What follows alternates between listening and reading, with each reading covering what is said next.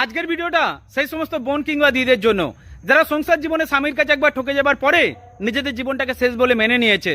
আমাদের সমাজে অনেক মেয়ে জানে যে বিবাহিত মেয়ে যদি একটা নষ্ট হয়ে যায় সে আর পুনরায় উঠে দাঁড়াতে পারবে না, কিন্তু আজকের ভিডিওটার মাধ্যমে প্রমাণ করে দেবো একটা বিবাহিত মেয়েও পারে পুনরায় উঠে দাঁড়াতে। স্ক্রিনে যে ছবিটা দেখছো এই বোনটির নাম হলো গীতাঞ্জলি সাহা। এই বোনটির বাড়ি ধূপগুড়ি। এই বোনটির ইচ্ছে ছিল উঠে দাঁড়াবে। প্রথমে বিবাহিত জীবনে সে স্বামীর কাছে ঠকে গেছে। স্বামীটা তাকে বলতো তুমি কুৎসিত, তুমি আমার সঙ্গে পথ চলতে পারবে না, তুমি আমার যোগ্য নাও। তাই মেয়েটা ডিভোর্স হয়ে যায়। ডিভোর্সের পরে একদিকে মামলা চলছে আর একদিকে মেয়েটার বেঁচে থাকার লড়াই শুরু হয়।